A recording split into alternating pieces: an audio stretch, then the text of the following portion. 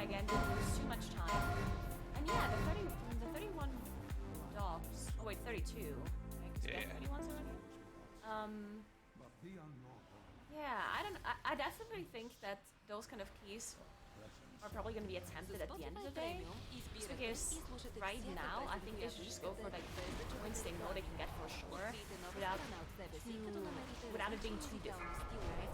We definitely know that 33 is doable. We also know that, of course, the upper we have to get it to at least like a 30, 31. And then we also still have the 37 junkyard that all the teams will have to do, in my opinion at least, if you don't want to lose to a tiebreaker. So once you've done that, I think then you can look to do 32 Iron Dogs, in my opinion at least. Yeah, you're right. I mean, it's definitely a hard key. It looks doable, but definitely difficult. And I wonder if the teams potentially were listening to the broadcast in their VOD review and heard us talking about the 25-yard outrange thing, because nobody was really doing that yesterday. It definitely makes some of these trash pulls a lot easier to not have your ranged healer just getting randomly, flunk hammer 100 to 0. We'll have to see if anybody's able to pull off that tech later on today. Now, of note, I'm looking at the 31 curator from Monka here. We have a death log from one of our admins we're looking at here. It looks like Modebot actually had aggro on one of the energies, like you said. Watch your step. You said the one was on base team, but it looks like Mode had aggro on one as well. Took a static charge and then took 3 arc lightnings over the course of 6 seconds. Tried to heal himself. There are actually 7 healing casts that went on himself, but unfortunately should have done 8 heals. Would have kept himself alive. Went from 100 to 0 in 6 seconds. For not taunting. It's the healer's fault for not healing more, actually. Exactly.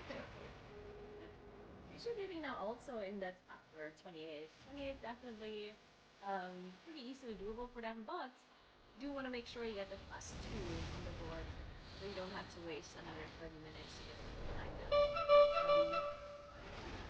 I guess there's also a possibility to 2-chest at 29 if you fail to 2-chest at 28. That's obviously a bit more difficult, so definitely want to go for the 2-chest. So yeah, see how they're doing. The only seems like because we've seen some teams have a little bit of a difference in opinion when it came to the setup in upper, but the 2 teams that are in upper today at least are running that setup, mage, survival, and test removal. Yeah, I think this is probably the most balanced comp that you'll see in pretty much any dungeon right now. There are some live comps that have been dropping the mage in favor of a rogue, but I think the overall damage from the rogue is kind of a little bit less than the mage, but it definitely seems to be doing pretty much just as well. But yeah, I think this is a little bit more balanced in terms of like the boss damage that the mage can pump out, which is really, really important in this dungeon, even on Fortified. And yeah, look how easy Juju game is killing this boss off in this evocation. Not even gonna have to worry about the explosion here. That's a very, very quick curator kill, by the way. That was a T-face on the 28. They absolutely destroyed them. They're blasting. Another thing I noticed as well is that I'm pretty sure Fix played demo in Junkyard yesterday for a quick piece, and now he's switched to Destro on the 37. So I guess it's also interesting. Maybe it has something to do with them knowing that they can't one-face the last boss anyway. Therefore, it's better to have Destro damage for Crash and overall. Yeah, I'm not too sure. I think the thing is Demonology is a safer play, right? Because the passive damage reduction you have on Demonology, plus, relatively similar, if not slightly better boss damage, is to try to push the bosses a little faster, especially for things like Gavamak, but you don't really have time, as we've seen in that 37 Junkyard, to give up trash damage for boss damage. You need to do that key as quickly and efficiently as possible. Even the tiny trash pulls are difficult, right? You get 2 grunters meleeing you, they could 100 to 0 you in like the space of 2 seconds, so you need to make sure you have, all those AoE stuns coming out of the Destro lock, plus the massive AoE damage they do, just to time the key. We saw Echo make that distinction at the end of the day yesterday when they went into their very first attempt at 37 Junkyard. They actually had to swap the Destro, so I think they're going to stick with that Destro lock, and yeah, you can see they do have that Destro lock up there in the top left corner. And they're actually making pretty good time here. Ratnos actually gave us a nice overlay of the times from all of our fastest runs. in every dungeon as of the end of yesterday. And if we look at that 37 Welcome to Junkrat the routine performance, their Trixie timer was a 16:57. So Echo is actually going faster than Team Performance did yesterday. So they're on a good pace right now. That's looking good. If they continue to play that well and this quickly, then they turret can be able to activated. win the last boss, even if someone DCs for like a minute. Which was of course very important for Echo earlier. But yeah, they're looking really, really Countermeasures strong deployed. in that 37 Junker. It also, it's good to know that they obviously didn't really get affected by that 37 earlier. Sometimes when stuff like this happens, it really affects the player's control, but Echo, of course, you know, veteran team going, they can still win. I mean, they're still in the lead anyway, right? So it really didn't affect them, and they're playing better. Overload in progress. Pretty good. Prepare for Vision on the bottom right, still definitely for streets. Also looking a bit better for them. Smart because that's use of the key already twice, pretty early on. Looking pretty good now, of course. They're not far into the dungeon yet, so we'll see. Well, we have bumped to 70% with the 31 Curator here in our top right corner. 55% on the first evocate, that's not too bad. Anything in the 50s is pretty much what you're looking for on the first turn here, and as we mentioned, they're pretty much going to have to start recalling CUs. They're pretty much on cooldown going to the field with these volatile energies. Any more than 2 volatile energies alive at a time is pretty much dead for your team. So they really have to make sure they're finishing off one of those 2 volatile energies before the next one spawns, and they're kind of on pace for that right now. So let's see if they're able to continue keeping this up. It looks like Mace got clipped by that arcane energy there on the ground. A little unfortunate, but they were able to quickly get a res off. Did he lose his Infernal? It looks like he might have there, though. Because you can see, he's kind of in that window where his Infernal would still be out with the reduction from full res here. Going into the second evocation here, only 1 energy alive. This is exactly where you want to be. If they can get this boss, I would say sub 30 in this damage amp, they're looking very, very good in this fight this time around. So they should be able to get pretty close to that mark. Yeah, when the corridor is done evocating, we'll all see this huge explosion. That's why you see the MC being used by Starlight here. Everyone looking pretty fine. Also use some immunities to make sure that the damage is created properly by using RX. So the next invocation, if that one explodes, before my conception, we might see some deaths. As long as the boss is low enough, they might still be able to drop anyway. I don't really have any cheap deaths available anymore. Some of these top tenders might actually come back up. Crim's, Nasty, and RX, all that top tender cooldown, being pretty close to being back. Yeah, of note, Crim's used his Ice Block at the end of that second evocate, it looks like, so he's not going to have that up for the third evocate, so he is just going to die at the end of the third evocation here. But here we go, when the boss mana reaches 0, they're going to go into that final damage amp phase. They do have 2 energies alive. Okay, they're going to kill off one of them right before they go into it. They need to burn this boss to like sub 5% in this phase, or we're going to see the same thing we saw last time around. They definitely had a lot more uptime this time around, and the boss is dropping a lot quicker than it was before. It looks like this is going to be a kill, but as we said before, Crims is probably going to die here. This explosion. Oh, he pod tenders instead, actually. That's also evil from Hope. But the boss is low enough where they'll be able to finish it off and then be set right away. Right? Yeah, okay, the boss will go down. the inherent nature That 1% is of lasting a very long time, though. But that was the pod tender, so they're able to get the boss down. That was so Skylar had that mission on the drone. That was such good timing as well, right? Because the debuff of the pot tender literally just came up during the last evo. So they were pretty lucky otherwise. winter is here. Extra deaths, 15 seconds penalty. Would have been the end of the world anyway. Which I think they can still kind of do at 15 seconds. Because he had the rest of the dungeon works out for a month. There's still a couple of bosses left. One being really dangerous on 31. We'll also see pick up the Shrouded mobs here because we've seen some different strategies. Yeah, they're going to the right, so that's definitely the stacks. One of them already Pyromancer is also a Shrouded Infiltrator. Get those 2 extra Burn! speed. Just like that That's something dragon. we've seen on higher keys, and most of it's on lower keys we just skip those 2 mobs because it's a pretty big loss. It's also a bit awkward because you actually move down there and there's another Pyromancer pulling it. Stairs and it's a pretty difficult. Definitely working those higher keys.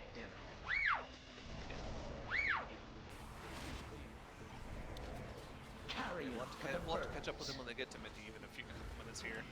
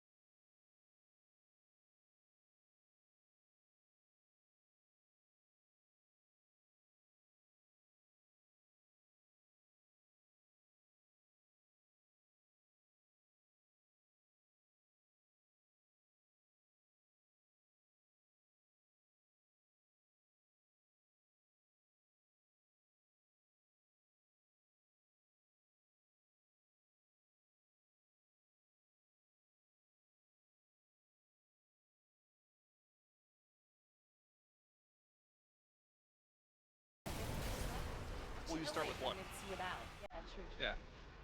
Definitely. Alright, we have a confirmation. Echo did skip. Oh, okay, there we go. So both of them skip, meaning that Ambition is slightly slower, but only 3% compared to Echo, so that's not a big deal. And we also know that Echo has quite a few minutes left in season, so that means Ambition is definitely easier. So Imonka on the 31 8 of the beat. Beasting even channeling a Drain Life to help his healer out here.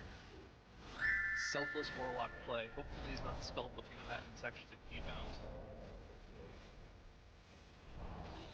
Yep, easy plenty of healing here from mode. Oh, even dodging the Inferno Bolt with a little Soul Shake there. Not bad into the Ceaseless Winter. Okay. Looks like they'll be totally fine. The big thing to look for is going to be that next Guardian Image phase. They have the cooldown saved for it. Looks like Mode is holding on to the Power Infusion specifically for that phase. It's either for him to help heal more, or if he's going to put it on, potentially the Warlock with his Inferno coming up in a couple seconds to help get through that phase a little bit quicker. They should also have the Combustion coming up with that too. He's got the Fairies on it as well, plus Kindling will get that Combustion off cooldown. Beasting has gone down though. Looks like he got... Yeah, just one stack of Ceaseless Winter, and okay, at least he didn't lose the Infernal. That's the big thing, right? The Infernal is active here. They have the Power Infusion on as well. Here comes the Combustion too. They have so many tools to keep themselves alive here. They have Unresolve on Maestein. They have Ice Block to top himself off here on the Mage. They have a lot of things to get through this phase. One of the enemies is already dead. They're going to be totally fine going into the next flame rate. This boss should go down for them. Yeah, I mean, they are looking good, but they're definitely running out of defenses, especially if the team week is going to be racing again, for example, because healing down there, also using enemy resolve. I assume Dark Strike is probably available, but if you get this team week on the same team multiple times, it can be dangerous. Either way, Echo is at the end of their dungeon run here for the 37. Timer is looking pretty good. Not amazing, because they still have to do some trash, and we do know that the last boss takes approximately 6 minutes. So we have to get the next trash pack done pretty quickly. We also have 3 deaths in total here, and it looks like we have to summon some players that maybe have to pick up some shock bots and other bots. Because they went down possibly. Yeah, losing a bit more time here. I mean, Echo has so much time in this key. Their King Gabamag split is pretty much on pace with where Team Performance was yesterday. 30 seconds slower, but remember, Team Performance had almost 2 minutes left at the end of their key to get down the final boss. So yes, Echo does have a little bit of time here to wiggle with, but they really don't have that much. You cannot sit around for that long here. Then you need to make sure you're taking advantage of this opportunity. You don't want to have another 38 minutes wasted, because that is all teams like Ambition and Monka need to get back in the mix of things. Is Echo to pretty much waste the first hour and a half of your day.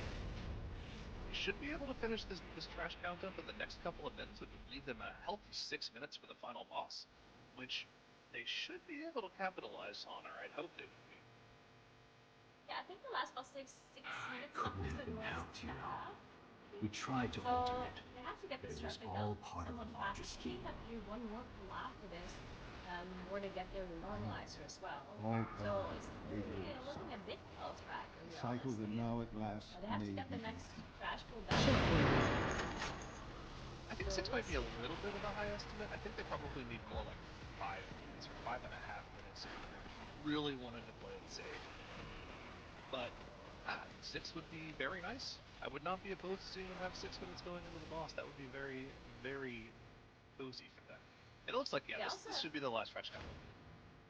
They also have 15 Shrouded plus, of course, so that will speed up their last boss quite a bit. I assume they're going to use most of their cooldowns for the tank buster, because, again, when you're two-facing the last boss, you don't really need to hold your cooldowns for aerial unit. You can just use it for the tank buster to make sure that one's quicker and also safer, because, of course, that tank buster does a lot of damage on a 37. So those saps that are being shot out at the players are doing incredible work. Yeah. And of course, they're keeping that normalized polymorph up top just to make sure they have it available for the boss, and that'll be the rest of their trash count after they finish off this cavalry. No, they don't. But, what is... Oh, it was either the Hunter or the Warlock who ran off screen there for a second there. Are they double renormalizing? Actually? They could be. I only see one so far. No. Okay, they're back. I'm not sure. I saw someone running off to the left, which is a little weird. And I know there's another renormalizer out there, but you don't really need that. That is dark tech. That is cursed BFA tech to have 2 renormalizers and double polymorph the enlarge on your mage to get a 200% damage increase instead of 1. It's very difficult to set up, but it is possible, and that's how like the world first 31 and 32 Junkyards were done back in BFA. Definitely not needed. Although, I guess they could potentially one-phase the boss if they had that 200% damage up on the mage. Nice block being finished for the Arc Lightning there. Yeah, well, we'll see. I don't think they're going to be going for the one-phase. They have plenty of time left in the key. They don't need to go for the one-phase. They just need to make sure they cleanly get through 2 of these Tank Buster phases. They even have the Bloodlust available for the next one, right off cooldown, so Echo's looking very, very solid in this Junkyard. And again, one more set here. Let's see. It's clicks. That should be okay. No enemy resolve available, but dark tech should be fine. Doesn't actually have a pop either. So clicks actually taking a lot of damage on the warlock. Usually the tankiest classes that we have. And Gingy using turtle here. It basically immune the last set, which is really nice because if you have a debuff coming into this intermission, it is very, very stressful on the healer because they have to walk all the way up the zone, and then the healer needs to stay behind to actually get the heals off for the debuff.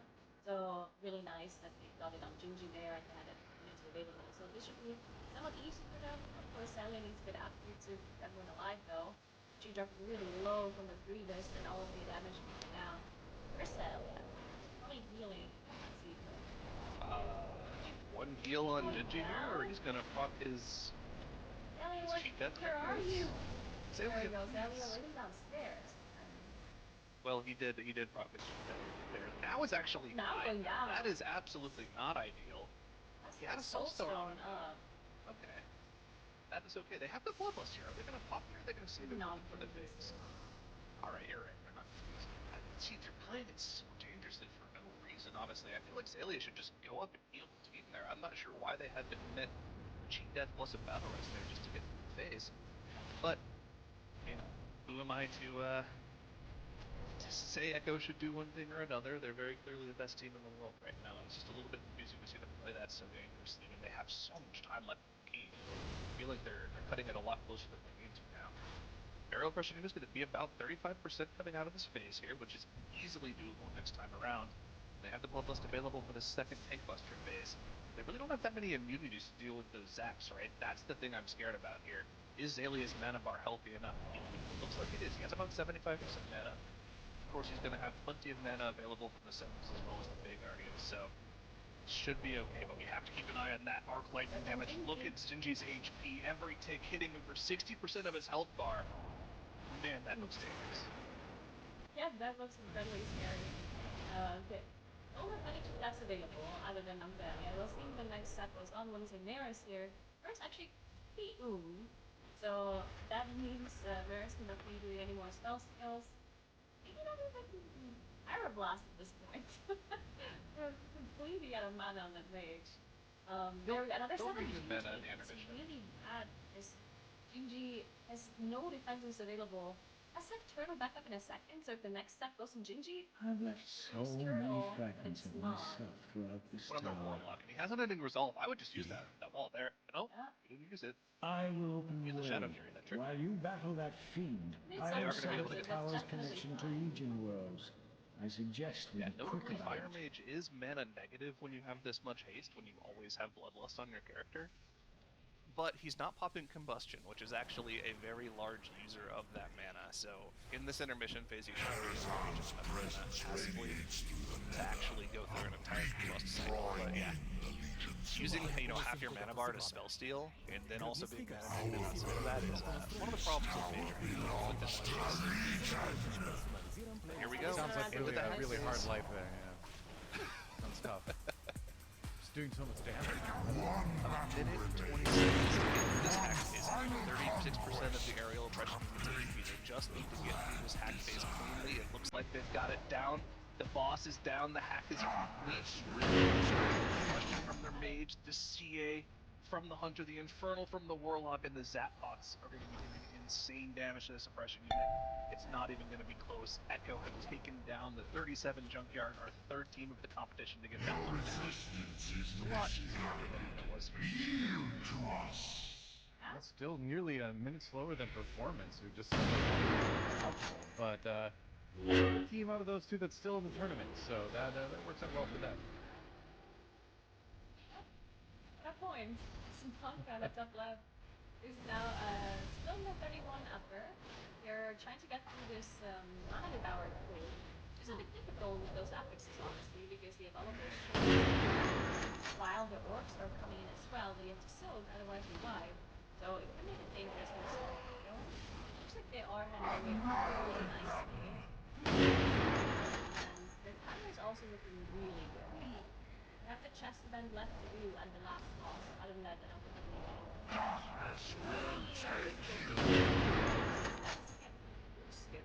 We're seeing some teams fail because there's one Shrouded mob on here. And anyone who has a Shrouded mob, all the other team members in I think like a 6 and